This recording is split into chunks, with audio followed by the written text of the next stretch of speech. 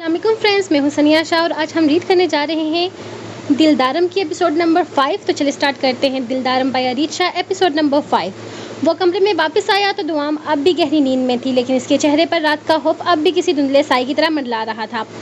سردار چند لمحے اسے خاموشی سے دیکھتا رہا۔ وہ جو ساری دنیا سے لڑنے والا تھا، اس ایک کمزور چہرے کی بے چینی سے ہار مان گیا تھا۔ نرمی سے اس کے قریب بیٹھا، آہستہ سے اس کے بالوں کو کانے کے پیچھے کیا، جیسے اس لمس اس کے ڈر کو مٹانا چاہتا ہو۔ اتنا بھی کیا سونا میرا معصوم سائیں، اٹھ جاؤ، اتنے سونے سے بھی طبیعت خراب ہو جاتی ہے۔ اس کی آواز دھیمی تھی مگر دعام کی پلکیں لرزی۔ وہ شاید جاگ چکی تھی یا جاگی سوئی کیفیت میں تھی۔ جیسے ہی اسے احساس ہوا کہ وہ پاس ہے، اس نے جھٹ سے چہرہ دوسری طرف موڑ لیا اور لیف کو ذرا اوپر کر کے خود میں چھپ گئی۔ سردار کی مسکراہٹ مدھم پر گئی۔ وہ جانتا تھا کہ اس کی لمس اور آواز کا مطلب دعام کے لیے وہ نہیں جو وہ چاہتا ہے۔ فکر نہ کرو، کچھ خاص نہیں کرنا تمہیں۔ میرے لوگ ضد کر رہے تھے کہ بابی سے ملنا ہے، بس اسی لیے ولیمہ رکھا ہے، ورنہ ابھی تو اس کی کوئی ضرورت نہیں تھی۔ وہ خاموش تھی مگر اس کی سانسوں کی بے ترتیبی ظاہر کر رہی تھی کہ وہ جاگ رہی ہے، سن رہی ہے اور گھبرا رہی ہے۔ میں نے کہا بہت ہو گئی نیندیں میرا گلاب سائیں، اب اٹھ جاؤ۔ ایک جھٹکے سے بازو سے پکڑ کر بیٹھا اپنا حصار اس کے گرد بنا گیا تھا۔ وہ اتنی تیزی سے یہ کام کر گیا تھا کہ وہ پوری طرح اس کے بازو میں، اس کی پناہوں میں، اس کے سینے میں سے پیٹ لگائے بیٹھی ہوئی تھی۔ جلدی سے تیار ہو جاؤ، ہمیں نیچے چلنا ہے۔ نہیں جانا نیچے۔ وہ معصومیت سے اس کی باہوں میں قید اس کے حکم کی نفی کر رہی تھی۔ کیوں نہیں نیچے جانا میرا معصوم سائیں؟ وہ اس کی تھوڑی کے نیچے انگلی رکھتا اس کا چہرہ اپنی طرف پھیر چکا تھا۔ ڈاکو جی، وہ آپ کے بندوں کے پاس لمبی لمبی بندوقیں ہوتی ہیں۔ اس کی آواز لرزتی ہوئی رکی تھی نکلی۔ سردار چونکا، پھر ہولے سے مسکرایا۔ میرا نین سائیں کو ڈر لگتا ہے بندوقوں سے؟ کوئی بندوق نہیں لائے گا، نہ کوئی گولی چلے گی۔ سب کو کہہ دیا ہے میرے سائیں کو شور سے ڈر لگتا ہے، لیکن ان کے بال بہت لمبے لمبے ہوتے ہیں، مونچھیں بھی چوکیداروں جیسی۔ اس کی ہچکچاہٹ بڑھ رہی تھی، آواز میں خوف واضح تھا۔ اچھا، تو اب مجھے قبیلے کے لوگوں کو بولنا پڑے گا کہ بال کٹوا لے یا مونچھیں صاف کرا لے؟ وہ مزاحیہ لہجے میں بولا۔ دعام نے چونک کر نظریں اٹھائی مگر پھر گھبرا کر فاصلہ بھرا دیا۔ اس کی بڑی بڑی سرخ ڈرونی آنکھیں بھی ہیں۔ اس نے پھر سے ایک اور وجہ نکالی تھی نیچے نہ جانے کی۔ تو پھر کیا کریں، ان کی آنکھیں نکلوا دیں؟ سردار نے پرسکون سے سوال کیا تھا۔ آپ ان کی آنکھیں نکلوا دیں گے؟ اس نے اپنے ہونٹوں پر ہاتھ رکھ لیے تھے، جیسے چیخنے سے خود کو روک رہی ہو۔ میرے سونے سائیں کو ڈر لگتا ہے نا، تو انتظام تو کرنا ہی پڑے گا، وہ کندھے اچکاتے ہوئے بولا، جیسے واقعہ ہی سنجیدہ ہو۔ دعام کی آنکھیں پھیل گئی اور اس کا رنگ فاق ہو گیا۔ اللہ، آپ کچھ بھی کر سکتے ہیں۔ سردار کا دل اس کی معصومیت پر پھر سے پگھل گیا، لیکن اس نے کچھ کہا نہیں۔ نگاہیں اس کے لبوں پر ٹھہر سی گئی تھی۔ وہ کافی دیر کے بعد کچھ بولنے کے قابل ہوا۔ ہاں، میں کچھ بھی کر سکتا ہوں، کچھ بھی کا ایک مظاہرہ تمہیں ابھی دکھا بھی سکتا ہوں۔ وہ کہتے ہوئے دھیرے سے جھکا اور اپنے انابی لبوں کو اس کے گلابی لبوں پر رکھ دیا۔ ایک ہاتھ سے اس کے کمر کو مضبوطی سے تھام کر اسے اپنے قریب کیا تو وہ گھبرا کر اس کے سینے سے جا لگی۔ سانسیں ایک دوسرے میں تحل ہو گئی، دھڑکنوں کا شور بڑھنے لگا۔ سردار نے اس کے چہرے کو دونوں ہاتھوں میں تھاما، اس کی آنکھوں میں جھانکا جیسے وہاں خود کو تلاش کر رہا ہو، اور پھر سے اس کے لبوں کو اپنے لبوں سے چھو لیا۔ ایک ہلکی سی کمکماہٹ دعام کے وجود میں دوڑ گئی مگر وہ ہٹا نہیں پائی خود کو۔ سردار کا لفظ بےتاب تھا، لب سے ٹکرا کر قرار مانگ رہے تھے، جیسے برسوں کی پیاس ہو، جیسے الفاظ کی جگہ صرف قربت نے لے لی ہو۔ اس نے اس نچلے ہونٹ کو نرمی سے دبا کر اپنی بے چینی کو لفظوں کے بجائے لمس سے بیان کیا تھا، جسے وہ لبوں کے ذریعے سے یقین دلا رہا ہو کہ وہ صرف اس کی ہے۔ دعام کی سانسیں بے ترتیب ہونے لگی، آنکھیں بند ہو گئی۔ سردار نے اس کے گالوں سے ہوتے ہوئے اس کے گردن تک کا سفر کیا، لبوں کی بےقراری تھمنے کا نام نہیں لے رہی تھی۔ ہر بوسہ، ہر لمس جیسے اس کے دل پر مہر لگا رہا ہو۔ اس کے مضبوط بازو کے حصار میں وہ پل پل سمٹتی جا رہی تھی اور سردار سے خود میں اتنا قریب کر چکا تھا کہ اب کوئی فاصلہ باقی نہ رہا تھا، نہ جسم کا نہ دل کا۔ الماری سے سب سے خوبصورت ڈریس نکال اور پہن لو، میں ولیمے کی تیاری کرتا ہوں۔ اس کے بعد اس رات کو ہماری زندگی کا سب سے خوبصورت اور یادگار رات بناتا ہوں۔ وہ اس کے چہرے کو پھر سے دونوں ہاتھوں میں لے کر شدت سے اس کے گالوں کو چومتا مدہوشی سے بولا اور ایک پل کو اس کی آنکھوں میں جھانک کر مسکرا دیا، پھر دروازے کی طرف پلٹا اور قدموں کی چاپ کے ساتھ کمرے سے باہر نکل گیا۔ پیچھے رہ گئی بوجھوا، جو اب بھی اپنے لبوں پر پھیلی کمکماہٹ کو چھپاتی سانسوں کی بے ترتیبی کو قابو میں لانے کی کوشش کر رہی تھی۔ بندوقوں کا ڈر، سرخ آنکھوں والی وحشت، سب کچھ جیسے کسی پچھلے وقت کا قصہ بن چکا تھا۔ اب اگر کچھ باقی تھا تو صرف اس کی قربت کا خوف، وہی لمس جو روح میں اترتا جا رہا تھا، وہی آنکھیں جو دل کی گہرائیوں تک چھو گئی تھی، وہی سچ جو اس کے دل کو بے چین کیے جا رہا تھا۔ نیچے ولیمے کی شاندار تیاریاں عروج پر تھی۔ قبیلے کا وسیع و عزیز میدان رنگ برنگی دیووں، باپراتے دیگچوں اور خوشبو بکھرتے پکوانوں سے بھر چکا تھا۔ ہر سمت ہنرمند لوگ مصروف عمل تھے، کسی کے ہاتھ میں مسالے تھے تو کوئی گوشت کے قتلے سوار رہا تھا۔ قبیلے کے دستور کے مطابق ساری تیاری قبیلے کے اندر ہی کی جا رہی تھی۔ باہر سے صرف مخصوص دیویں بنانے والے بلائے گئے تھے جو روایتی انداز میں مہمانوں کا استقبال کا حصہ تھے۔ پورا ماحول کسی بڑی جنگ فتح کی خوشی کا منظر پیش کر رہا تھا، مگر اصل جشن تو اس لڑکی کا نام تھا جو اب سردار کی سردانی کہلانے والی تھی۔ بہت خوش ہوئی سردار آپ کی شادی کا سن کر۔ اچھا ہوا کہ آپ نے بھی آخر کار گھر بسانے کا فیصلہ کر لیا۔ ایک عمر رسیدہ خاتون جو سردار کے وفادار صدیوں میں سے کسی کی خاندان کی عورتوں میں شمار ہوتی تھی، ہلوس پر لہجے میں بولی تو سردار بھی احترام ان کے سامنے جھک گیا۔ بس مائی آپ کی دعاؤں کا اثر ہے، جسے چاہا اللہ نے اسی کو میرے نصیب میں لکھ دیا، تو پھر اس خوبصورت رشتے سے انکار کیسے کرتا۔ وہ نرمی سے مسکرا کر گویا ہوا اور فوراً بولا، تھوڑی دیر میں آپ کو اس سے ملواتا ہوں۔ سردار इंतजामात का जायज़ा लेने में मसरूफ़ हो गया। आज कबीले में पहली बार इतनी बड़ी दावत का एहतमाम किया गया था। सरदार ने कहा कि हाँ बस उनको दूर दूर के लोग वो लोग भी चले आए थे जो इस कबीले का हिस्सा रहे थे, और वो जो बरसों से अलग हो चुके थे। हर तरफ गहमा गर्मी थी, हर दिल खुश था। पहाड़ों के अंदर ही मेहमानों के क़याम का शानदार इंतज़ाम किया गया था। कबीले की खुदमुख्तार और ताकतवर हैसियत का यह मंज़र देखने से तलक रखता था। हर चीज़, हर सहूलत, हर आसाइश ये ज़ाहिर कर रही थी कि कोई आम कबीला नहीं बल्कि एक ऐसी छुपी हुई दुनिया है जिसे एक डाकू ने अपनी हिकमत, ताकत और उसूलों से ऐसा बना रखा है कि किसी की कमी ना रहे, सिवाय इस दुल्हन के जो आज पूरी हो चुकी थी। अरे राहत भाई, रफ़ीक भाई, आप लोग यहाँ छुप के बैठे हैं, चलो ना तैयारियाँ करो। इस तरह अलग थलग बैठने का मतलब, अभी कुछ देर में सब मेहमान पहुँचने वाले हैं, फिर हम महफिल शुरू करेंगे। बाला जल्दी जल्दी आकर बोला। वो बहुत मसरूफ़ था लेकिन अपनी पुरानी शादी को यूँ अलग देखकर रुक गया। राहत ने सर झुकाए मायूसी से कहा, हमें कोई शौक़ नहीं वलीमा खाने का, हमें तो और परेशानियाँ खा रही हैं। बाला जो वापस जाने वाला था ये सुनकर पलट आया। कैसी परेशानियाँ राहत भाई, आप तो ऐसी बातें कर रहे हैं, हैरियत तो है ना, कुछ हुआ है क्या, परेशानी वाली बात तो नहीं? और क्या है बाला?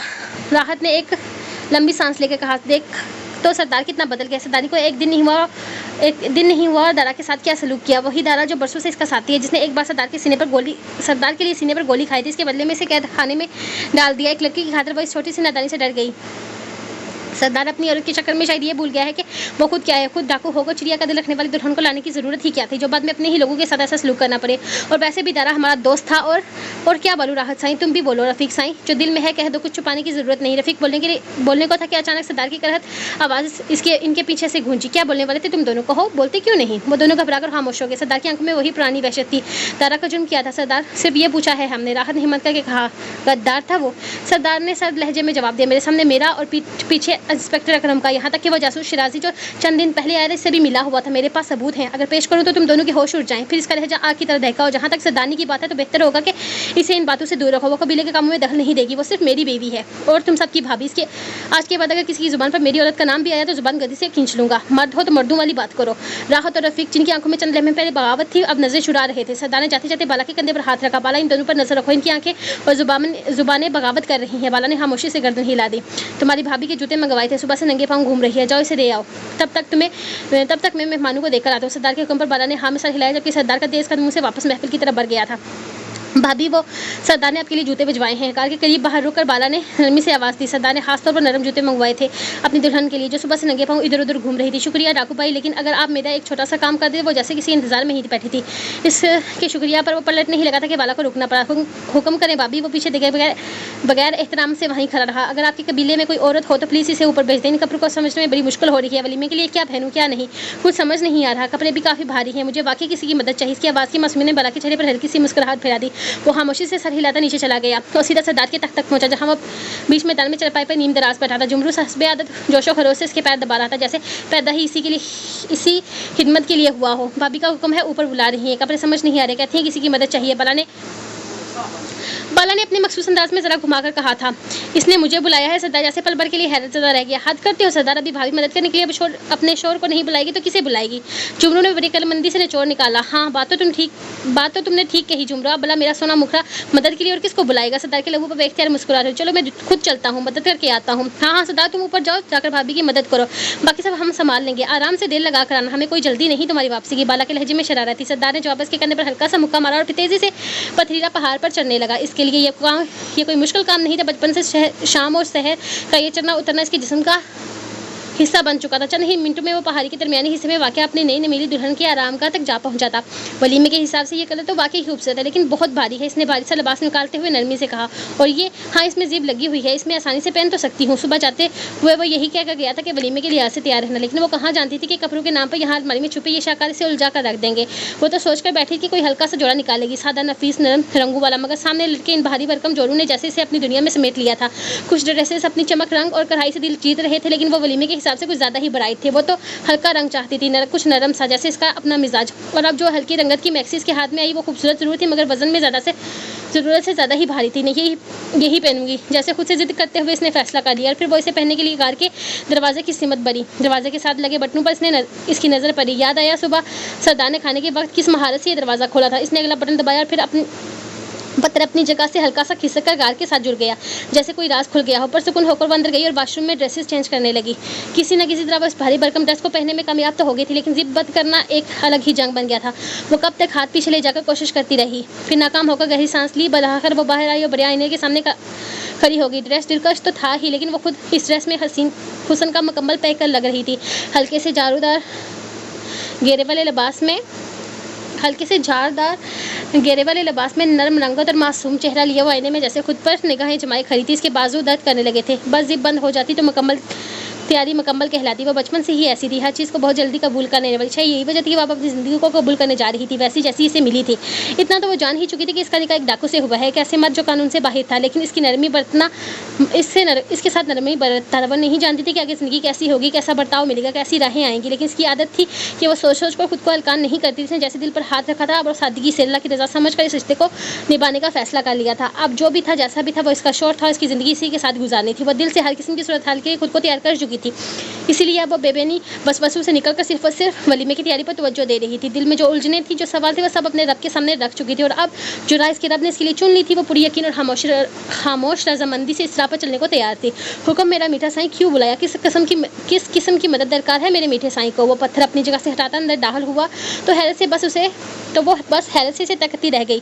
अचानक जैसे होश आया, घबराकर इसने रुख मोड़ दिया, अपनी बरहना कमर को हाथों से ढांपने की कोशिश की, लेकिन तब तक बहुत देर हो चुकी थी। वह आईने में इसकी कमर की झलक देख चुका था, वही झलक जो किसी खास लम्हे की धड़कन तेज कर देती है। मैंने आपको नहीं बुलाया, किसी औरत को बुलाया था मदद के लिए। किसने? लेकिन बाला ने कहा कि तुम्हें मेरी मदद की ज़रूरत है।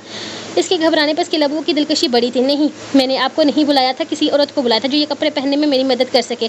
कसम ले ले, मैंने आपको नहीं बुलाया। वह घबराहट से लरजते लहजे में बोली, चेहरे पर बेचैनी साफ झलक रही थी। सरदार के लबों पर शरारती मुस्कुराहट उभरी। बाला झूठ नहीं बोलता, इसने कहा तुम्हें मदद चाहिए, किसी औरत की मदद। साद बोला था, वो अपने लफ्ज़ों पर जोर देते हुए बोली, जैसे अपनी हदें खुद खींच रही हो। सरदार आगे बढ़ा, कोई औरत आकर क्या ही कर लेगी, जितनी मदद मैं कर सकता हूँ इतनी कोई नहीं कर सकता। इसकी आंखों में अजीब सा ज़ब्त और जज्बात का तूफान था, और वैसे भी ऐसे नज़ारे तो मैं किसी और को नहीं देखने दूंगा। एक ही झटके में से अपनी जानब खींच लिया। इसका हाथ इसकी नाजुक कमर पर जा ठहरा। लम्हे में धड़कनें रुक सी गई। अब वाइब्रेशन मत शुरू कर देना, बैटरी लो हो जाएगी और वक्त नहीं है मीठे साईं, हमें आज ही वलीमा करना है। और वलीमे के बाद इसके कान के पास झुका, आवाज़ में शरारत भी थी और दिलकशी भी। रात को खास बनाने के लिए कुछ खास करना चाहता हूँ। इसकी सबस आंखों में चमक लहजे में हुमायूं, और वो खास काम तुम्हारे बगैर अधूरा है। मैं अपने मीठे साईं की मिठास को पूरी शिद्दत से महसूस करना चाहता हूँ। इसकी बेबाक सरगोशी पर वो घबरा कर पीछे हटी तो वो और करीब हुआ था। बस थोड़ा सा साथ दे दो, बाकी इस रात तो मैं खुद ही खास बना दूंगा। सरदार का चेहरा इसके इतने करीब था कि सांसें इसके चेहरे से टकरा रही थी। मैं एक बात बताऊं, मैंने रात के ख्वाब 3 साल से देखे हैं। इसने हंसते हुए आंख मारी। तो अब चलो इस रात को हकीकत में बदलते हैं। आप ऐसे ख्वाब देखते हैं? उसके हाथ अपनी कमर पर रखते महसूस कर घबरा कर बोली, जबकि वह नरमी से इसकी जिप बंद कर रहा था। ऐसे ख्वाब? कैसे ख्वाब? सरदार को इसकी उलझन भरी बातें मजा देने लगी। ऐसे वैसे गंदे ख्वाब। इसकी खींचकर डोरी बंद करने पर वो अगले ही लम्हे इसके सीने में आ समाई थी। गंदे? हाँ, मैं ऐसे ही गंदे ख्वाब देखता हूँ। क्या तुम नहीं देखती ऐसे ख्वाब? नहीं, मुझे अच्छे वाले ख्वाब आते हैं। मासूमियत अरूज पर थी। अच्छा, तो तुम्हें अच्छे वाले ख्वाब आते हैं। खैर कोई बात नहीं, आज से तुम्हें ये गंदे वाले ख्वाब ही आएंगे। बस इस रात को आने तो कोई और मदद दरकार है, या यूं ही खड़े रहकर मेरे ज़ब्त का इम्तिहान लोगी? मेरा सोना मुखरा वो इसकी आंखों में झांकता सवाल करने लगा तो इसने फ़ौरन नफ़ी में सर हिलाया। तो फिर इजाज़त दो, थोड़ी देर के लिए नीचे काम बहुत है, कुछ खास मेहमान आए हैं। वो इसके लबों को चूमता पीछे हटा। इसका वाइब्रेशन मूड ऑन करके बाहर चला गया था। कबीले के खुले मैदान में सख्त गर्मी के बावजूद गहमा गहमी नुमाया थी। 21 खानदानों पर मुश्तमिल यह इलाका, जहाँ सिर्फ डाकू बसते थे, आज किसी खास मौके की तैयारी में मसरूफ था। कुर्सियाँ और चटाइयाँ बिछ चुकी थी। बड़े बुजुर्ग अपनी मखसूस नशिस्तों पर बैठ चुके थे। औरतें जो खुद अभी कुछ डाकुओं की बीवियाँ थीं, महंगे लिबास और ज़ेवरात में महफिल में शामिल अपने बच्चों की निगरानी करने में मसरूफ़ थी।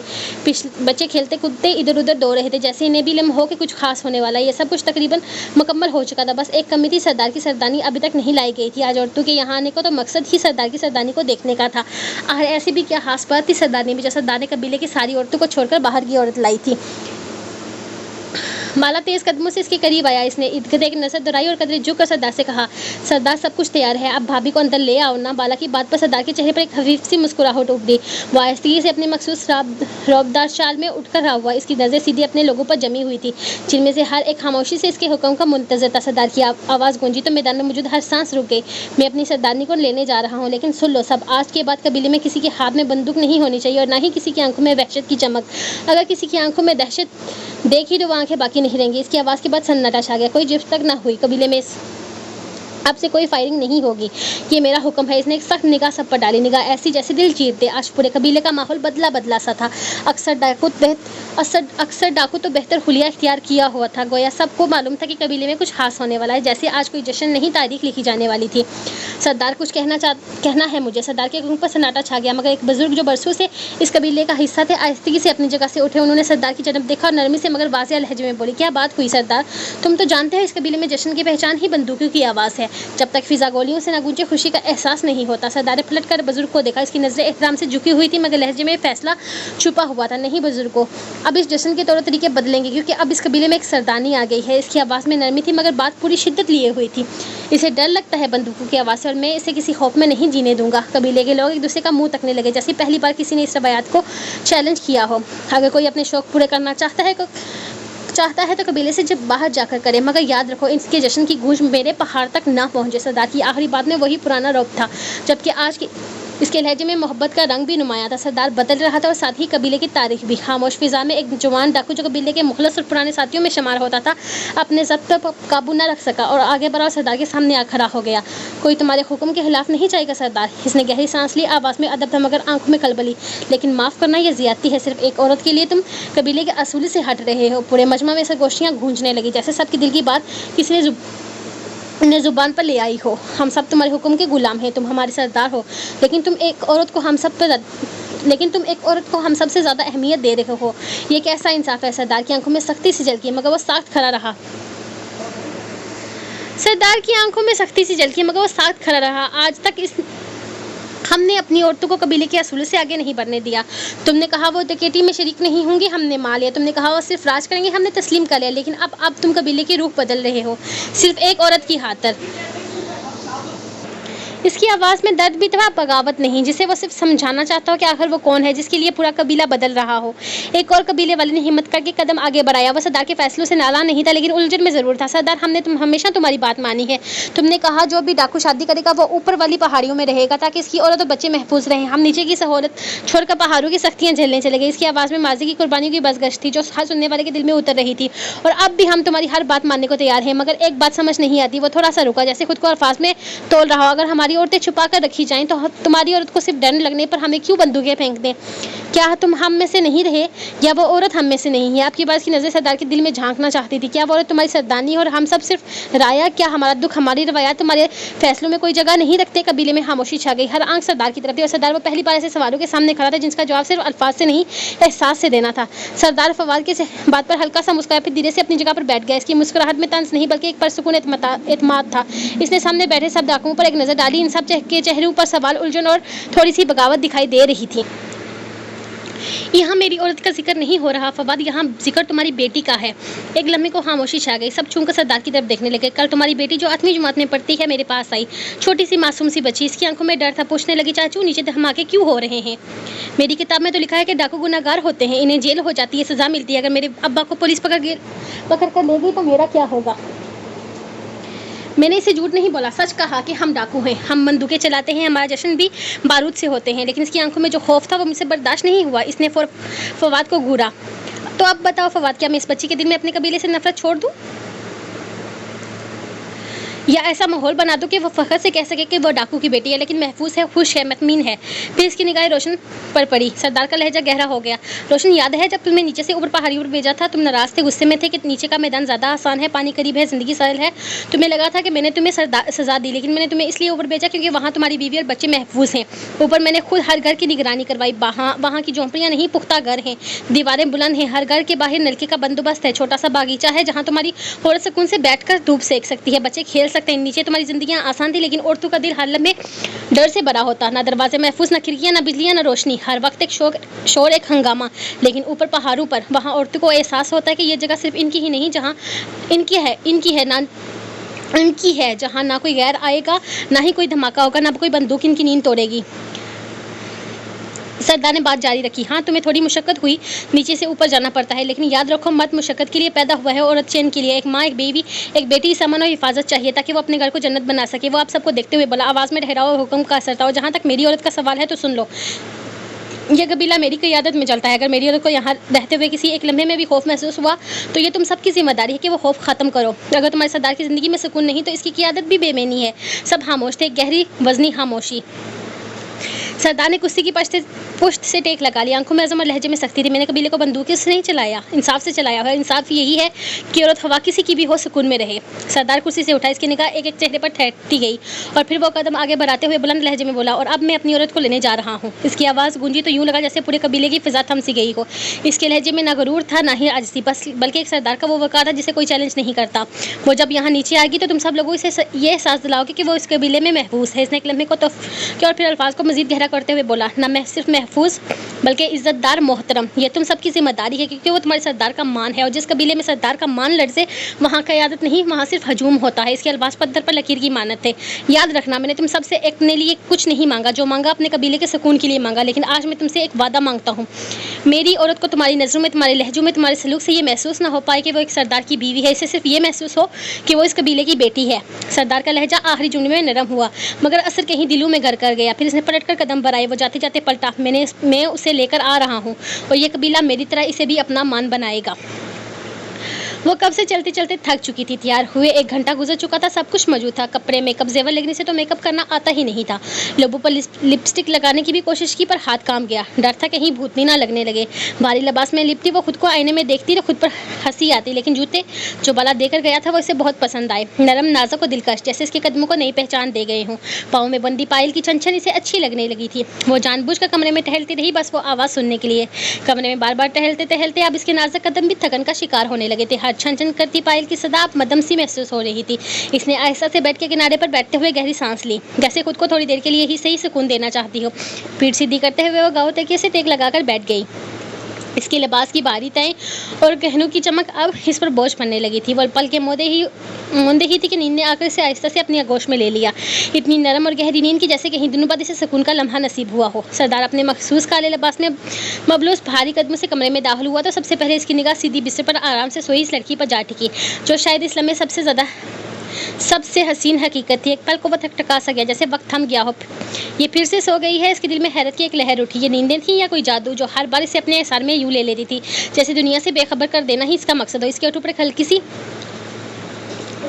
مسکراہٹ ابھری، ایک ایسی نرمی جو شاید وہ خود بھی کسی کے لیے محفوظ رکھتا تھا. وہ آہستہ سے اس کے قریب آیا، دونوں ہاتھ بستر کے کنارے پر رکھ کر اس کے جل ملاتے چہرے کو خاموشی سے تکنے لگا. معصومیت جیسے اس کے چہرے پر ٹھہر گئی تھی، نہ کوئی میک اپ نہ کوئی بناوٹ، لیکن اس کے سادہ سے چہرے پر ایسی پاکیزہ خوبصورتی تھی جو کسی بھی آسائش کے محتاج نہ تھی. وہ خود کو زکاف میں لپیٹے پرسکون سانسوں کے ساتھ سوئی ہوئی تھی اور سردار کے لیے اس لمحے وہ دنیا کی سب سے قیمتی شے سے کم نہ تھی. سردار نے جھک کر اس کے چہرے کو دیکھا جیسے وقت تھم سا گیا ہو.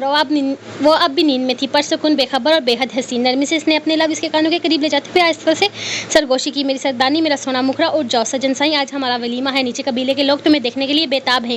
وہ اپنی سردانی سے ملنا چاہتے ہیں. اس کی آواز میں محبت کی مٹھاس تھی اور آنکھوں میں فخر کا چمکتا رنگ. چلو وقت نہیں ہے، نیچے چلنا ہے. تم واپس آ کر اپنی نیندیں پوری کر لینا. بالکل سچ کہوں تو آج تو تمہاری نیندیں پوری کرنے کے چانسز بالکل کم ہیں کیونکہ آج یہ سردار تمہیں مکمل طور پر اپنی باہوں میں قید کرنے والا ہے. اس نے شرارت بڑی نرمی سے اپنی گنی مچھو کو اس کے نرم رخسار سے چھوایا جیسے اپنی محبت کا احساس جگانا چاہتا ہو. لیکن وہ ابھی بھی نیند کی گہری پراسرار دنیا میں گم تھی. وہ مسکرا دیا. یہ نیندیں بھی تمہاری طرح ضدی ہیں، نہ تم جلدی مانتی ہو نہ یہ. اس نے ایک پل کو اس کے بالوں پر ہاتھ پھیرا جیسے اس پل کو محفوظ کر لینا چاہتا ہو. لیکن مجھے کیوں لگ رہا ہے کہ تمہاری یہ نیندیں میرے لیے فائدہ مند ثابت ہوں گی. وہ ہولے سے مسکرایا جیسے کوئی چالاک شکاری اپنے شکار کے گرد جال بن رہا ہو. نرمی سے جھکتے وہ اپنے لبوں کی گستاخیاں اس کے نرم گالوں پر بکھیرنے لگا، دھیرے دھیرے جیسے ہر لمس میں اپنا حق جتا رہا ہو. لیکن دوسری طرف سے کسی رندمل کا نانا جیسے اس کی مردانگی کو لڑکا گیا تھا. اب کی بار وہ شدت سے اپنی گنی مچھو کو اس کی گردن کے پاس زکاف کے اوپر سے ہی رگڑ گیا. اس کی لمس نے زکاف کے نرم کپڑے میں ہلکی سی شکنیں ڈال دی. زکاف کی ساری سیٹنگ پل میں خراب ہوئی تھی، جیسے اس کی بے باکیوں پر دوام کا زکاف بھی شرما گیا ہو. خود پر بھاری بوجھ اور مچھو کی گستاخیاں محسوس کرتی اگلے ہی لمحے وہ ہڑبڑا کر جاگی. آنکھوں میں گھبراہٹ، چہرے پر ہلچال.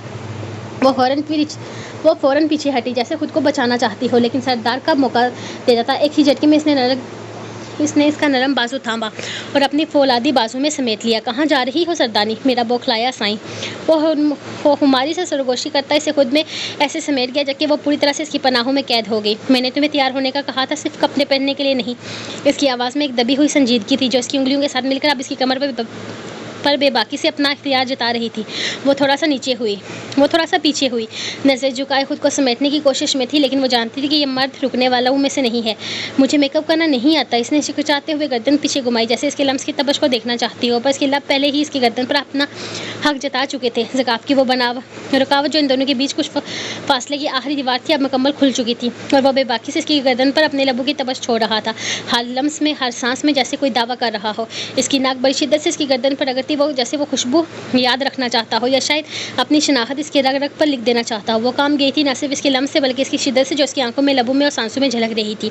وہ اسے اپنے وجود کے گرد کچھ یوں سمیٹ رہا تھا جیسے آج اس کے بعد وہ اس سے الگ کوئی شے نہ رہی ہو، اور وہ اپنے اندر کی کمزوری اور دل کی دھڑکن کو دباتی آہستہ سے اپنی کانپتی انگلیوں سے اس کے لبوں پر رکھ گئی تھی۔ سردار جیسے ساخت ہو گیا تھا اس کی حرکت پر۔ ڈاکو جی، ولیمہ ہے، نیچے جانا ہے، وہ تھر تھراتی آواز میں بولی، جیسے خود کو اس کے لمس سے بچانے کا کوئی جوش تلاش کر رہی ہو۔ آنکھیں جھکی ہوئی، سانسیں تیز، چہرہ سرخ، اور وہ اپنے بے قابو دل کو دلاسا دینے کی کوشش میں تھی، جبکہ سردار اپنے انگوٹھے کو نرمی سے اس کی گردن کے نرم رگ پر چلاتے ہوئے دھیرے سے مسکرایا۔ کیوں ڈر لگ رہا ہے میرے ساتھ، ایک اکیلے کمرے میں رہنے سے، میرے قریب آنے سے، تمہیں دیکھنے، چھونے یا پیار کرنے سے، یا میرے لبوں کی گستاخیاں تمہارے بدن پر اپنا رنگ چھوڑ دیں اس خیال سے؟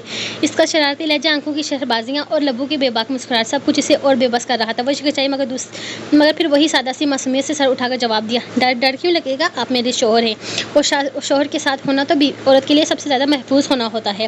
وہ ایک لمحے رکی، پھر لبوں پر ہلکی سی مسکراہٹ آئی اور مزید بولی، مجھے آپ سے ڈر نہیں لگتا ڈاکو جی، کیونکہ آپ کی مونچھیں زیادہ لمبی نہیں ہیں۔ وہ چونک کر اسے دیکھنے لگا، جبکہ وہ نظر چرا کر پھر آہستگی سے بولی، اور آپ بندوقیں بھی نہیں اٹھاتے تو ڈرنے کی خاص وجہ تو رہی نہیں ہے نا؟ وہ دبے دبے جوش کے ساتھ بولی، اس کے انداز میں جو بچپنا تھا، جو سچائی اور شرم تھی، وہ سردار کے دل میں گونج بن کر اتر گیا۔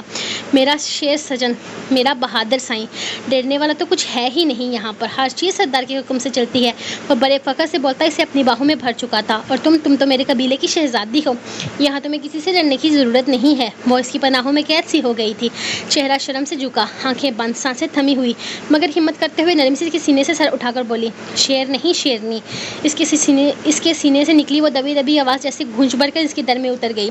وہ حیرت سے پہلے اسے دیکھتا رہا، پھر زوردار کہکا لگاتا اسے اور قریب کھینچ لیا، بس یہی تو چاہیے تھا مجھے، میری نادر معصوم سی شیرنی۔ وہ اس کے بالوں میں چہرہ چھپا کر ہنسا، اور پھر اس کی پیشانی کو اپنے لبوں سے چوم گیا۔ نیچے چلتے ہیں، بہت دیر ہو گئی ہے۔ تو وہ سردار کی آنکھوں میں چھپی بے باکیاں دیکھ کر تھوڑا سا خوفزدہ ہوئی، اور فوراً بیڈ سے اٹھنے لگی، لیکن پھر سے احساس ہوا کہ اس کی فراق پوری طرح سے اس کے نیچے دبی ہوئی ہے۔ وہ شرارت بھری مسکراہٹ لبوں پر سجا گیا، اتنی جلدی مجھے نہیں ولیمے گی جتنی میرے سجن سائیں کو ہے، ذرا پاس آؤ، ٹھیک سے دیکھ تو لوں اپنی دلہن کو۔ وہ اچانک اسے اپنے قریب کھینچ کر بیڈ پر گرا گیا تھا، اس پر سایہ سا چھا گیا، دوام کی دھڑکنیں تیز ہو گئی، دلدار کی نظر دوام کے خوفزدہ آنکھوں میں گم تھی۔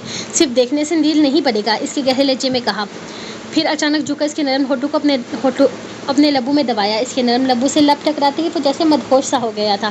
اس نے بے تابی سے اس کے ہونٹوں کو شدت سے چومنا شروع کیا، جیسے وہ ہر سانس کو چرانا چاہتا ہو۔ دوام کی سانسیں بے قابو ہو گئی تھی، مگر وہ بے ساختہ خاموشی سے سہمی ہوئی تھی۔ دلدار نے آہستہ سے دوام کے ہاتھ پکڑے، انہیں اپنے مضبوط ہتھیلیوں میں قید کر لیا۔ اس کی انگلیاں نرمی سے دوام کی کمر پر کھپتی جا رہی تھی، جیسے کوئی خفیفہ پیغام دے رہی ہوں۔ دلدار کی بے باکیاں دوام کی نرم ہونٹوں سے شروع ہو کر اب گردن کی جانب بڑھنے لگی تھی، ہونٹ لبوں کو چھوڑ کر گردنوں پر شدت دکھانے لگے۔ وہ اپنے بے تابیوں کے نشان اس کی گردن پر جا بجا بکھیرنے لگا تھا، جیسے خود کو قابو میں رکھنا مشکل ہو رہا ہو۔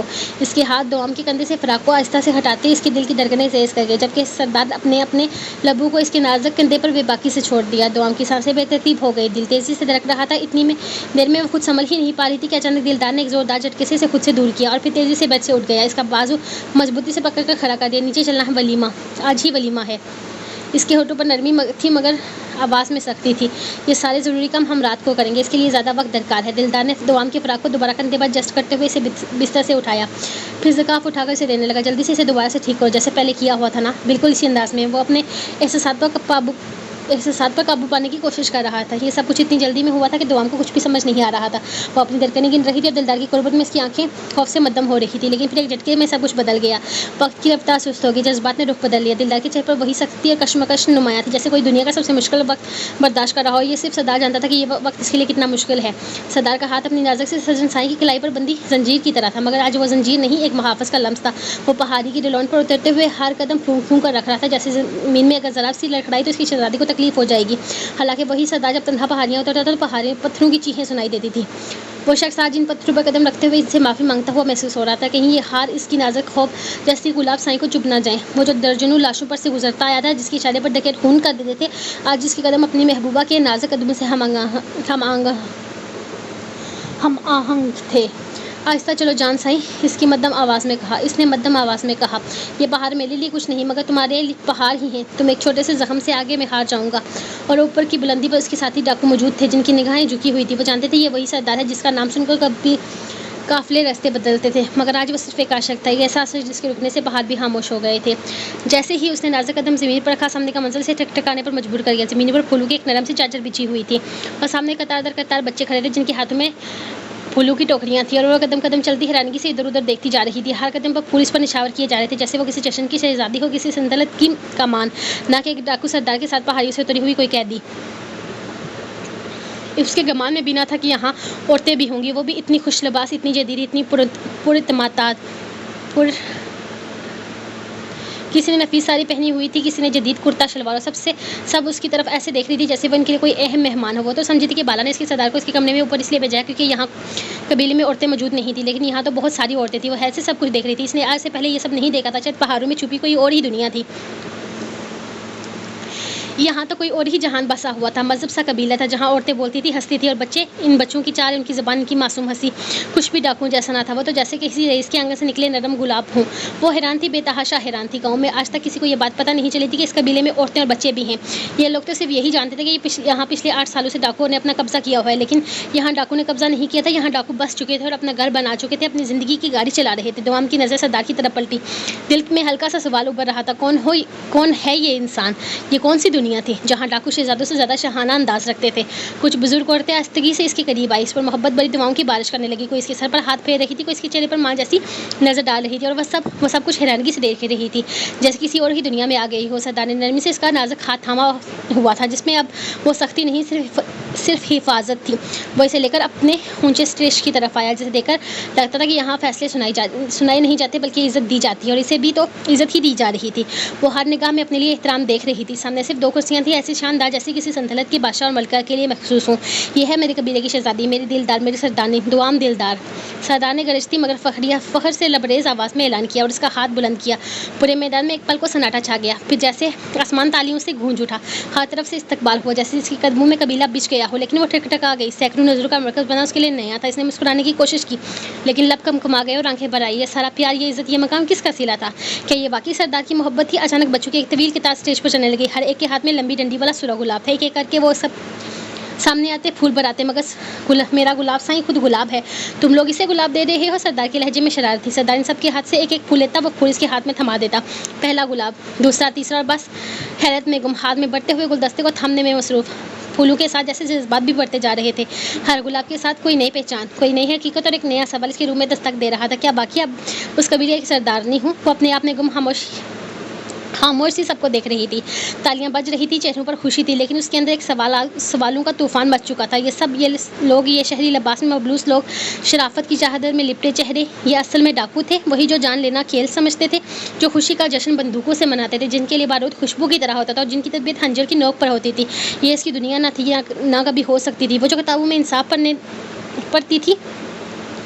پڑھتی آئی تھی، لیکن وہ جو غلط کو غلط کہنے کی جرات نہ رکھتی تھی، وہ یہاں اس وحشی نظام میں کیسے فٹ ہو سکتی تھی؟ مشکل تھا، بہت مشکل، لیکن قسمت اسے یہاں لے آئی تھی، اور قسمت کے فیصلے کو وہ اللہ کی رضا سمجھ کر قبول کر چکی تھی۔ مگر کیا وہ سب کچھ واقعی قبول کر سکتی ہے؟ کیا ایک قاتل اس کی محبت بن سکتا ہے؟ کیا بارود اس کی ہنسی بن سکتا ہے؟ کیا چوری وہ چادر بن کر اوڑھ سکتی؟ کیا چوری کو وہ چادر بنا کر اوڑھ سکتی ہے؟ شاید نہیں، لیکن اس لمحے وہ صرف ایک بات جانتی تھی، سردار کا ہاتھ اب بھی اس کے ہاتھ میں تھا، اور اس کی آنکھوں میں دنیا سے ہٹ کر کوئی اور ہی وعدہ تھا۔ وہ خاموشی سے اس کی آنکھوں میں دیکھنے لگی، کتنی ہی دیر دیکھتی رہی۔ یہ سامنے والے اس کی آنکھوں کی تپش محسوس کر کے اسے نہیں دیکھا تھا، ہاں، لیکن اس کے لبوں پر مسکراہٹ ضرور تھی۔ اب یہی اس کی دنیا تھی، یہی اس کی حقیقت۔ کتنا بھی دل انکار کرتا، کتنی بھی روح چیخ چکر کہتی، یہ سب کچھ اس کے لیے نہیں ہے۔ پھر بھی وہ جانتی تھی کہ اب اسے یہ سب کچھ قبول کرنا ہے، چاہے دل کو کتنا ہی بوجھ کیوں نہ لگے، چاہے ہر مسکراہٹ میں چھپا اندیشوں کا کانٹا ہی کیوں نہ چوئے۔ اب یہ قبیلہ، یہ لوگ، یہ بندوقوں والی خوشیاں، یہ اس کی تقدیر تھے۔ اسٹیج پر اسے کچھ دیر بٹھایا گیا، وہ جیسے پتھر کی بنی بیٹھی رہی۔ تالیاں، آوازیں، باتیں، سب دھندلے سے لگنے لگے۔ پھر اچانک کسی نے آ کر آہستہ آواز میں خبر دی، کھانا لگ چکا ہے سردار۔ سردار نے نرمی سے اس کا ہاتھ تھاما اور بغیر کچھ کہے اسے اپنے ساتھ نیچے لے آیا۔ ہزاروں نظریں اب بھی اس پر مرکوز تھیں، لیکن اس کی نظریں صرف زمین پر جمی ہوئی تھیں۔ ایک طویل لمبا سا ٹیبل سامنے تھا، جس پر قبیلے کے بڑے بڑے چہرے برجمان تھے، ہر چہرے پر فخر، ہر نظر میں تجسس، اور اس کے دل میں بس ایک گونجتی ہوئی خاموشی۔ سردار نے اسے اپنے ساتھ ایک خاص نشست پر بٹھایا، جیسے کوئی بادشاہ اپنی رانی کو تخت پر ساتھ بٹھاتا ہے، لیکن دوام کو محسوس ہو رہا تھا یہ تخت، یہ شان اسے وہ قیمت ادا کرنی ہوگی جو شاید ابھی وہ سمجھ بھی نہ پائی ہو۔ کھانوں کی مہک بڑی زبردست تھی، ہر طرف خوشبو میں بکھری ہوئی تھی، لیکن دوام نے ایک لمحے میں سمجھ لیا کہ اس وسیع شاہی ٹیبل پر اس کے لیے کچھ بھی نہیں تھا۔ یہاں جو کچھ رکھا تھا وہ صرف گوشت، شکار، طاقت کا مظاہرہ تھا۔ یہ تھی ایک سردار کی دعوت، جہاں پھولوں کی خوشبو نہیں بلکہ بنے ہوئے گوشت کی تیز خوشبو غالب تھی۔ ٹیبل پر شاہی کھانے سجے ہوئے تھے، پہاڑی مرغ جو خود سردار نے شکار کیا تھا، مصالحوں سے بنا ہوا، ہڈیوں سمیت، بارود کی تیز خوشبو جیسے مصالحوں میں بنی ہوئی چکنی بوٹی جسے دہکتے کوئلوں پر تیار کیا گیا تھا۔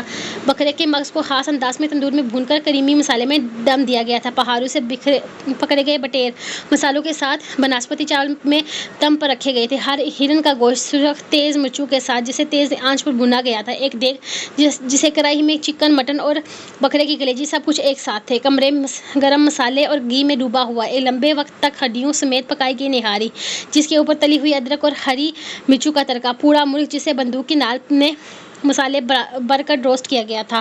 بکرے کی چانپیں جو صرف قبیلے کے بہادر افراد کے لیے مخصوص تھی۔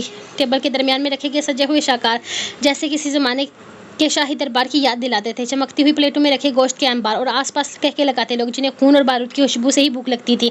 تو ہم نے ایک نظر سب کھانوں پر ڈالی اور سوچا یہ سب کچھ اس کے لیے نہیں ہے، نہ ان کھانوں کی خوشبو اور نہ ہی ان لوگوں کی ہنسی۔ کیا ہوا سجن سائی، تم کچھ کھا کیوں نہیں رہی؟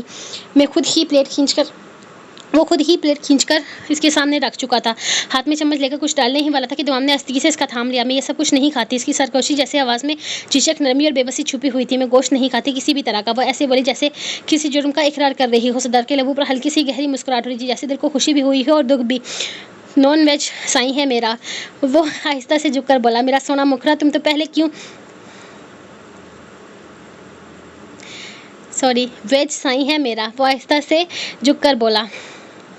میرا سونا مکھرا، تم پہلے کیوں نہیں بتایا؟ اگر معلوم ہوتا تو میں تمہارے لیے اسپیشل مچھلی شکار کر کے لاتا اپنے ہاتھوں سے۔ دوام نے جلدی سے انکار میں سر ہلایا۔ میں وہ بھی نہیں کھاتی، وہ اس کی بات کاٹ کر بولی۔ سردار کا چہرہ لمحے بھر کو جیسے ٹھکٹھکا گیا۔ بھابھی بیل کے پائے، جملوں نے ایک چمکتی پلیٹ ان کے سامنے رکھتے ہوئے جوش سے کہا۔ دوام نے جلدی سے سر ہلایا۔ نہیں، میں یہ بھی نہیں کھاتی، اور سردار کی طرف کھسکائی جیسے اس شور میں پناہ ڈھونڈ رہی ہو۔ بھابھی قیمہ بالا ایک اور ترکتے دھواں اڑاتے برتن کے ساتھ حاضر ہوا۔ دوام نے نظر چکائی، پھر سے نفی میں سر ہلایا۔ میں یہ بھی نہیں کھاتی۔ قبیلے کے سب لوگ حیرانگی سے اسے دیکھنے لگے جیسے کوئی خلائی مخلوق ہو۔ ہائے لڑکی تو اتنی سی ہے، اگر تو کچھ کھاتی بھی نہیں ہے تو جیتتی کیسے ہے؟ ایک بزرگ عورت نے ترس اور حیرت میں ڈوبی ہوئی آواز میں کہا۔ اچھا بتا میری دھی رانی کیا کھائے گی، میں تیرے لیے بنا کر لاتی ہوں، میں انڈا کھا لوں گی۔ دوام نے نظر جھکا کر جھجکتے کہا۔ اس کے لبوں پر ایک بچکانہ بے اختیار سی مسکراہٹ آ گئی، جیسے اپنی شرمندگی کم کرنے کی معصوم سی کوشش کی ہو۔ قبیلے کی عورتوں نے حیرت اور خوشی کے ملے جلے کہکے مارے، جبکہ سردار کے سر پیچھے جھٹک کر ایسا بے باک کہکا لگایا کہ سب کی توجہ پھر اسی پر مرکوز ہو گئی۔ ویسے تو میری چوزی سائی ویج ہے، لیکن انڈا کھا لے گی، سردار نے بلند آواز میں کہکا لگا کر سب کو مخاطب کیا۔ پھر فوراً پیچھے مڑی ایک بزرگ مائی کو آواز دی۔ جا مائی جا، اس کے لیے کچھ اچھا سا بنا لے جو اس کے نازک ذائقے کو بھا جائے، میرے لیے بھی کہ آج اس کی محفل کی شہزادی تو میرا سونا مکھرا ہے۔ پھر وہ دوام کی طرف جھکا، آنکھوں میں وہی گہری گرم مسکراہٹ لیے ہوئے۔ اگر میرا سجن سائی کچھ نہیں کھائے گا تو بتاؤ سردار کیسی دعوت اٹھائے گا؟ دوام نے ہچکچاتے ہوئے آہستہ سے کہا۔ نہیں آپ کھائیں، مجھے کوئی اعتراض نہیں، بس میں نہیں کھاتی۔ آپ کو تو یہ سب کچھ پسند ہوگا نا؟ اس نے سنجیدگی سے اس کے چہرے کو دیکھا، اس کے الفاظ جیسے دل پر لگے ہوں۔ پھر آہستگی سے بولا۔ مجھے سب کچھ پسند ہے، لیکن اس دنیا میں جو سب سے زیادہ پسند ہے وہ تم ہو میری سجن سائی۔ ایک پل کو سب خاموش ہو گئے، جیسے وقت تھم گیا۔ اور آج یہ دعوت نہیں ولیمہ ہے میرا نصیب کا۔ گلاب سائی میرے دوام اگر کچھ نہیں کھائے گی تو مجھ سے کیسے کھایا جائے گا؟ میں تمہارے بغیر لقمہ تو کیسے توڑ لوں گا؟ دوام کی پلکیں لرزی، دل لرزا، ایسا لگ رہا تھا جیسے وہ پہلی بار کسی کے الفاظ میں اپنے لیے محبت محسوس کر رہی ہے، جو خود کو غیر محسوس کر رہی تھی۔ اس کی ذات اس وقت تمہیں اعتراض نہ ہو لیکن مجھے تو ہے گلاب سائی۔ سردار کا لہجہ نرم تھا لیکن آنکھوں میں ضد کی چمک تھی۔ یہ دعوت صرف تمہارے لیے ہے، میری دوام کے لیے۔ وہ آہستہ سے اس کے ہاتھ کے اوپر ہاتھ رکھتے ہوئے جھکا۔ اگر تم سب کچھ نہیں کھا سکتی تو پھر میں بھی کچھ بھی نہیں کھاؤں گا۔ اب میں وہی کھاؤں گا جو تم کھاؤ گی۔ پھر پلکوں کے نیچے سے دیکھا، ایک بے باک مسکراہٹ اس کے لبوں پر تہنے لگی۔ لیکن ایک مسئلہ ہے لیکن ایک مسئلہ ہے، میں انڈا نہیں کھاتا۔ آخری جملہ کہتے ہوئے سردار نے جان بوجھ کر مسکراہٹ دبا کر رکھی، جیسے کسی بچے کی ضد چھپانے کی ناکام کوشش ہو۔ دوام کا دل ایک پل کو زور سے دھڑکا۔ سردار کا نرالا پن، اس کے لیے یہ ضدی محبت اسے ایک نئی دنیا میں لے جا رہی تھی، جہاں بندوق تھامنے والے ہاتھ آج اس کے نازک ذائقے کے تباہ ہو رہے تھے۔ پھر اتنی جلدی اور کچھ تو نہیں بنے گا، میں یہی کھا لوں گی۔ اس نے بڑی معصومیت سے لب بیچ کر ایسا چہرہ بنایا جو ہر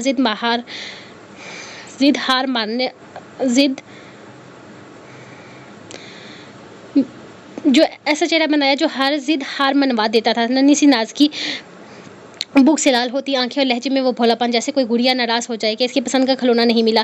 سردار کا کہکا فضا میں گونجا، دہاڑ جیسا نہیں، محبت جیسا تھا۔ قبیلے میں گونجتا وہ کہکا سب کے لیے پہلی بار تھا۔ وہی سردار جس کی آواز صرف حکم اور دہشت کے لیے سنائی گئی تھی، آج جیسے دوام کے لبوں سے نرمی چرا کر آیا ہو۔ اپنی من پسند چیز کھاؤ نین سائیں، وہ اس کے قریب جھک کر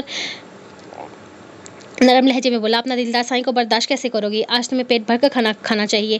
قبیلے والے ایک دوسرے کی طرف دیکھنے لگے۔ یہ وہی سردار تھا جس کی بندوق پہلے چلے، کہکا بعد میں سنائی دے، لیکن یہ دوام تھی، سردار کی نین سجن، جس نے سر سے پیر تک سردار کو بدل کر رکھ دیا تھا۔ مجھے دال چاول بہت پسند ہے، اس نے دھیرے سے کچھ جھجکتے ہوئے جیسے اپنی چھوٹی سی خوشی خواہش زبان پر لا دی ہو۔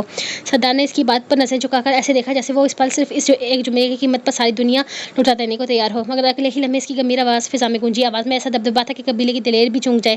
دال چاول لے کر آؤ میرے سردار کے لیے۔ آواز میں حکم تھا، محبت میں لپٹا ہوا ایسا حکم جو صرف جنگ کا اعلان نہیں ہوتا بلکہ دل کی بات کا اقرار بھی ہوتا ہے۔ اور جیسے ہی اس کے الفاظ میں ہوا میں بگڑے، قبیلے میں ہلچل سی مچ گئی۔ ہر طرف دوڑتے قدم، باورچی خانے کی جانب لپکتے ہاتھ، جیسے اب صرف ایک ہی کام رہ گیا تھا، سردارنی کے لیے دال چاول تیار کرو۔ وہ خاموش کھڑی تھی، لیکن دل میں ایک معصوم سی خوشی تھی۔ اس کے دل میں جیسے پھول کھل رہے تھے۔ اتنی بڑی دنیا میں کوئی تھا جو اس کی چھوٹی سی خواہش پر دنیا سر پر اٹھا لیتا تھا۔ زندگی میں پہلی بار اسے کسی نے اتنی اہمیت دی تھی۔ اس نے تو کسی بھی چیز کا اظہار تک نہ کیا تھا۔ گھر میں اگر کبھی کبھار گوشت بنتا تو وہ انڈا کھا کر گزارا کر لیتی، لیکن کبھی کسی نے یہ نہیں جاننے کی کوشش ہی نہیں کی تھی کہ اس نے کھانا کھایا بھی ہے یا نہیں۔ لیکن یہاں تو اس کے لبوں سے نکلے لفظوں کی اہمیت تھی۔ سردارنی کتنی سادی سی ہے، یوں ہی تو لٹو نہیں ہو گیا سردار، اس پر نہ نخرے نہ فرمائشیں، بس دال چاول۔ اب ایسے میں سردار کا دل کیوں نہ پگھلتا؟ دوام کے لیے اسپیشل کھانے بن رہے تھے اور وہ خود کچن کے پاس پچھلی چارپائی پر چھوٹے بچوں کے ساتھ بیٹھی ہنستی مسکراتی گپیں لگا رہی تھی۔ تو چاچی آپ واقعی انڈے پر گزارا کرتی ہیں؟ بچی نے ہنستے ہوئے کہا تو وہ بھی مسکرا کر بولی، تو اور کیا، انڈا ہو اور سادہ اور دال چاول، بس جنت پوری ہو گئی۔ اف ہمیں تو اچھی نہیں لگتی دال، ہم سے تو نگلی ہی نہیں جاتی، ایک بچی نے منہ چڑھا کر کہا تو اس کی کھلکھلاتی ہنسی نکلی تھی، لیکن یہ کھلکھلاہٹ سامنے کھڑے سردار پر بجلیاں گرا گئی تھی۔ دال اتنی جلدی تیار کی گئی تھی کہ حد نہیں، فوراً ٹیبل پر کھانے سجے شاہی انداز میں، جیسے کوئی بادشاہی دعوت ہو۔ پلیٹیں سجی تھی، صرف 2 لوگ تھے وہاں، سردار اور اس کی سردارنی، لیکن پھر بھی شاہی دعوت جیسی ٹیبل لگائی گئی تھی۔ جب اگلے ہی لمحے بالا اور جھمرو اپنی پلیٹیں تھامے چپکے سے برابر والی کرسی پر بیٹھے۔ اب سردار جو کھائے گا بالا وہی کھائے گا، بالا نے اعلان کیا، اور بھابھی جو کھائے گی جھمرو بھی وہی کھائے گا۔ جھمرو نے ہنستے ہوئے ساتھ دیا۔ سردار نے ان دونوں کو گھورا، لیکن مسکراہٹ روک نہ سکا۔ تو ہم نے نظر چکا لی اور چہرہ سرخ ہو چکا تھا۔ سردار کی بے باک محبت کی تپش تھی جو نگاہیں اٹھانے نہیں دے رہی تھی، جبکہ دونوں بالا اور جھمرو آنکھوں ہی آنکھوں میں سردار کو اشارے کر رہے تھے، ایسے جیسے کہہ رہے ہوں اب تو تعارف کروا دو نا سردار، اتنا بھی کیا جلانا۔ سردار نے ہنسی دبائی، پھر گردن ذرا سا ہیم کر کے اپنی سونی سردارنی کی طرف دیکھا۔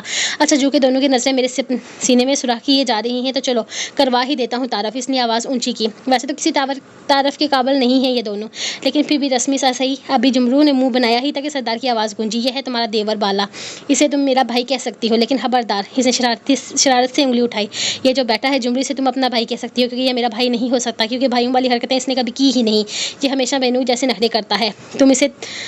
اسے تم جس حصے میں رکھنا چاہو رکھ لو۔ اس کی بات پر پوری میز پر ہنسی گونج اٹھی۔ بالا نے دل پر ہاتھ رکھ لیا کہ ہاں صحیح، دل ہی توڑ دیا۔ جھمرو نے جلدی سے پلیٹ کھسکائی، ایسا زخم دیا ہے سردار اب تو روٹی بھی نہ کھائی جائے گی۔ وہ دونوں منہ بنائے بیٹھے ہوئے تھے، وہ جو بیچ میں بیٹھی تھی سردار کی بے رحم باتوں پر مسکرا کر رہ گئی۔ آپ ایسے کیوں کہہ رہے ہیں، اتنے اچھے تو ہیں دونوں، وہ معصومیت سے بولی۔ آواز میں ایسی مٹھاس تھی کہ نہ صرف سردار پگھلا بلکہ سامنے بیٹھے دونوں دل ہار گئے۔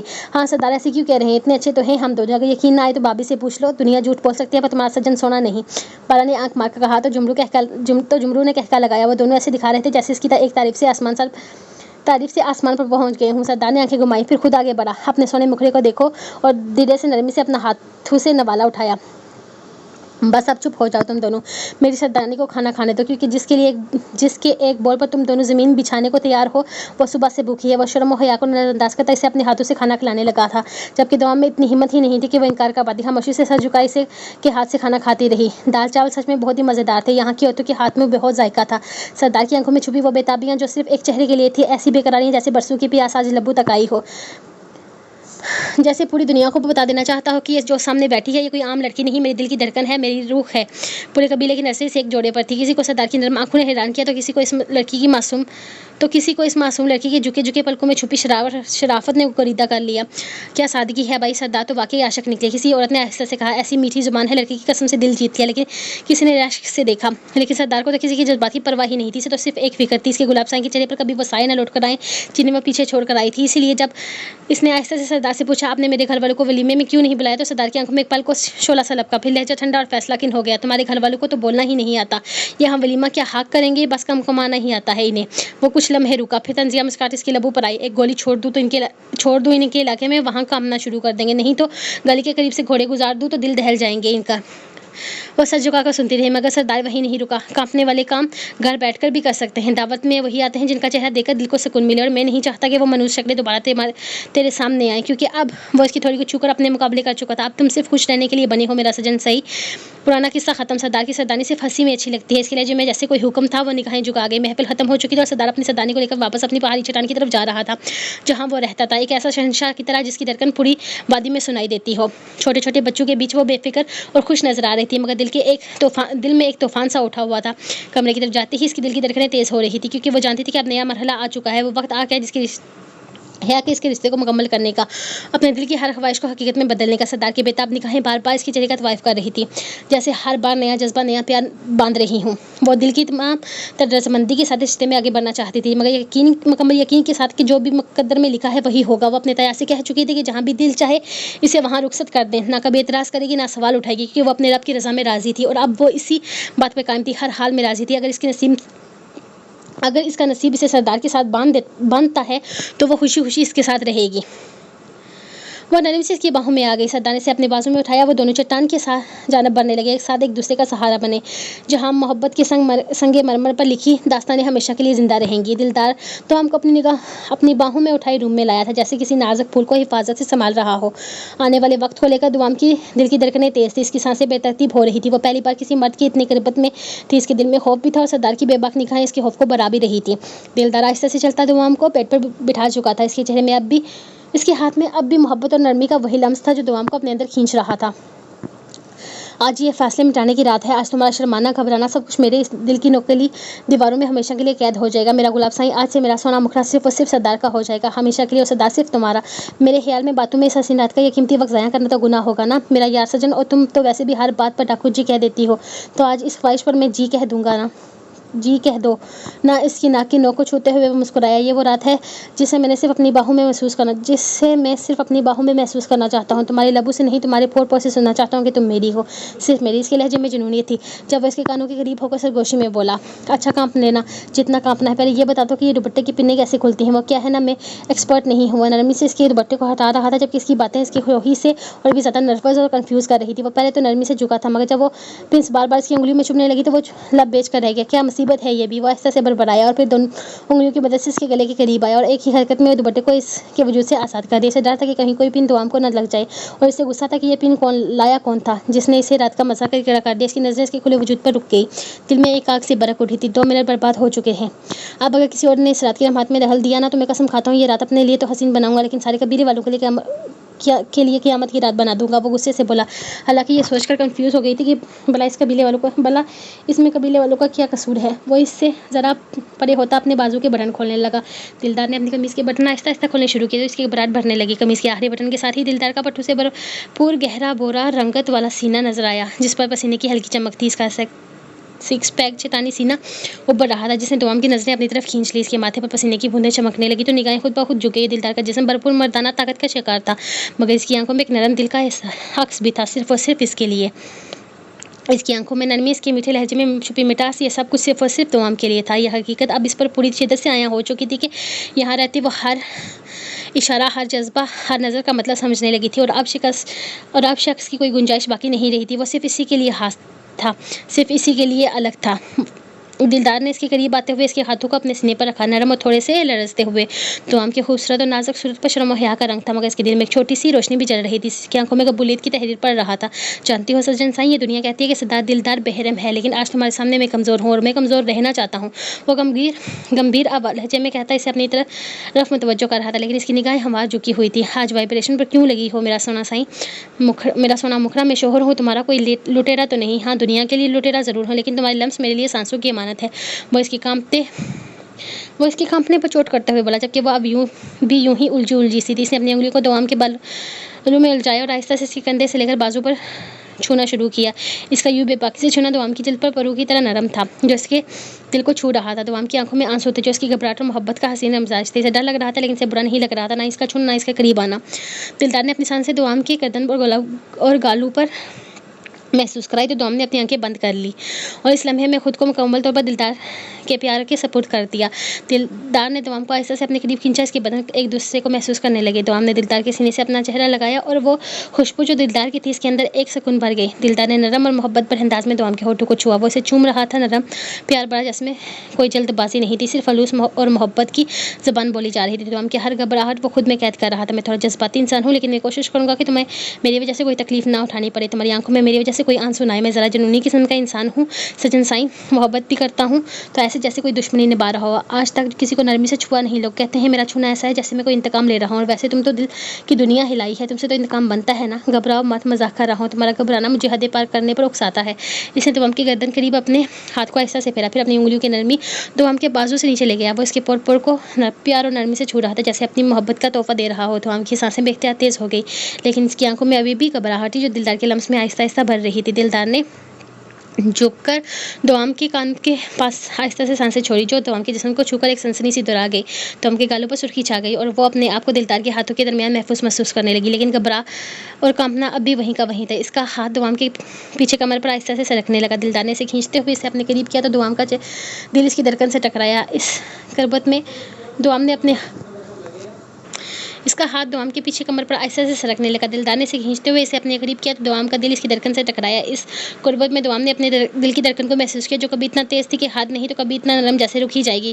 دلدار حد سے بڑھ رہا تھا، اس کے ہونٹ اب دوام کے کندھے کو چومنے لگے، نرم اور پیار بڑے رہا۔ وہ ہر لمس میں اپنے دل کی بات کہہ رہا تھا، بغیر الفاظ کے۔ دوام کے ہاتھ دلدار کے سینے پر رک گئے۔ وہ تھوڑا لرز رہی تھی، مگر دل سے تسلیم کر رہی تھی کہ یہ لمحہ ان کے رشتے کا آغاز ہے۔ میرا کانپتا سجن، تم جانتی ہو تم میرے لیے کیا ہو؟ تم وہ دعا ہو جو میں ہمیشہ مانگی، مگر جب ملی تو میری رگ رگ میں اتر گئی۔ تم صرف میری بیوی ہی نہیں ہو، تم میرے وجود کی سب سے خوبصورت پہچان ہو، میرا سونا مکھڑا۔ یہ رات صرف تمہیں چھونے کی نہیں، تمہیں محسوس کرنے کی ہے، تمہاری ہر دھڑکن کو اپنے سینے میں اتارنے کی ہے، تمہیں یقین دلانے کی ہے کہ تم صرف آج کی نہیں میرے ہر آنے والے لمحے کی ملکہ ہو۔ وہ اس کا چہرہ اپنے ہاتھوں میں تھم کر آہستہ سے بولا، تم وہ ہو جس کے بعد کسی اور کی طرف آنکھ اٹھانے کا دل نہ کرے، تم میری آخری خواہش ہو اور اب میری پہلی سانس ہو۔ وہ بے حد محبت سے اپنی محبت کا اظہار کر رہا تھا، اور ارادہ صرف اور صرف اسے اپنے ساتھ کنفرٹیبل کرنے کا تھا، کیونکہ وہ بہت گھبرائی ہوئی تھی۔ وہ بے اختیاری میں سے ذرا فاصلے پر چلی گئی تو دلدار نے پھر سے دوام کی نازک کمر کو اپنے ہاتھوں میں تھم کر آہستہ سے اپنی طرف کھینچا۔ دوام کی دل کی دھڑکن زوروں پر تھی۔ دلدار نے اپنے ہونٹ دوام کی گردن کے قریب لا کر اس کے بالوں میں انگلیاں پھیرنا شروع کر دی، جس کے ہونٹ بے باکی سے اس کی گردن کو چومنے لگے تھے۔ اس کے لبوں کا لمس اسے پاگل کر رہا تھا۔ اسے اپنے حصار میں لیتے ہوئے دلدار نے اپنے ہاتھ دوام کے بازو سے نیچے لے جاتے ہوئے اس کے کندھے کو سہلایا، پھر آہستہ سے اس کی کمر کو نرمی سے چھونا شروع کر دیا۔ دوام کی چھوٹی چھوٹی سانسیں اس کی سحر انگیز محبت کو ظاہر کر رہی تھی، لیکن وہ ابھی بھی گھبرائی ہوئی تھی، کیونکہ یہ سب کچھ اس کے لیے نیا تھا۔ دلدار نے اپنے ہونٹ دوام کے کندھے پر رکھے اور نرم اور گہری سانسیں چھوڑی۔ دوام کی سکن اس کی سانسوں کی گرمی سے چھنچھنا اٹھی۔ دلدار کی سخت کھردری انگلیاں دوام کے بدن پر محبت کا پیغام دے رہی تھی۔ وہ چاہتا تھا کہ دوام کو ہر لمحے یہ احساس ہو کہ وہ محفوظ اور خاص ہے، نہ جانے اس کی محبت کی تپش تھی یا کچھ اور دوام نے بے اختیار تھوڑا سا اپنا ہاتھ دلدار کے ہاتھ پر رکھا۔ دلدار نے مسکرا کر اس کا ہاتھ پکڑ لیا اور اپنے سینے سے لگا لیا۔ دونوں کے دل ایک دوسرے کے قریب تھے اور وہ محبت کا ایک حسین لمحہ بانٹ رہے تھے۔ میں ہمیشہ تمہارے ساتھ ہوں دوام، تمہیں کبھی تنہا نہیں چھوڑوں گا۔ دوام نے نرمی سے اپنی سہمی ہوئی آنکھیں کھول کر اس کے آنکھوں میں دیکھا۔ وہ اس کے نرم گالوں کو اپنے ہونٹوں سے چھونے لگا۔ دلدار نے آہستہ آہستہ اپنی انگلیوں کو دوام کے بدن کے کنارے پر پھیرنا شروع کر دیا، جیسے نرمی سے کسی قیمتی خزانے کو چھو رہا ہو۔ دوام کی جلد پر اس کے لمس کی ہر ایک جھلک اس کے دل کو چھو رہی تھی۔ وہ آہستہ آہستہ اس کے لمحے میں کھو رہی تھی۔ اس کا انداز اتنی نرمی لیے ہوئے تھا کہ وہ بھولنے لگی تھی کہ وہ شخص کوئی عام شخص نہیں، لڑکی کے اس وحشی درندے سے کم نہیں تھا، بلکہ کسی وحشی درندے سے کم نہیں تھا۔ دلدار نے اپنے ہونٹ دوام کے گال پر رکھے اور پھر نرم انداز میں اس کے چہرے کا سفر اپنے لبوں سے کرتے ہوئے ہونٹوں کو چھوا، جیسے محبت کے سب سے پیارے راز اس لمس میں چھپے ہوں۔ دوام کی آنکھیں نیم بند تھی، اس کے دل کی دھڑکن اس کی سانسوں کے ساتھ مل کر ایک حسین موسیقی کی مانند بج رہی تھی۔ دلدار نے آہستہ آہستہ دوام کی گردن پر اپنے ہونٹ پھیرے اور پھر نیچے آتے ہوئے اس کے دل کی قریب پہنچا۔ وہاں دوام کی سانسیں اب بے قابو ہو چکی تھی اور وہ اپنے آپ کو دلدار کی محبت میں مکمل طور پر الجھائے ہوئے محسوس کر رہی تھی۔ دلدار نے اپنے ہاتھ دوام کی کمر سے اٹھا کر اس کے بازو پر نرمی سے چلائے، پھر اسے اپنے سینے سے تھوڑا سا اور کھینچا۔ اس کی آنکھوں میں ایک مخصوص چمک تھی جو دوام کی کمزوریوں اور خوفوں کو دھیرے دھیرے مٹانے کا وعدہ کر رہی تھی۔ دوام نے دلدار کے سینے کو اپنے ہاتھوں سے تھام لیا۔ تمہاری ہر خواہش میرے دل کے قریب ہے دوام، میں چاہتا ہوں کہ تم ہمیشہ خوش رہو اور میں تمہیں خوش رکھنے کا وعدہ کرتا ہوں، میں تمہاری ہر خواہش پوری کرنے کا وعدہ کرتا ہوں۔ دلدار نے صرف تمہیں اپنی شہزادی کہا ہی نہیں، دلدار نے اپنی شہزادی بنا کر رکھے گا۔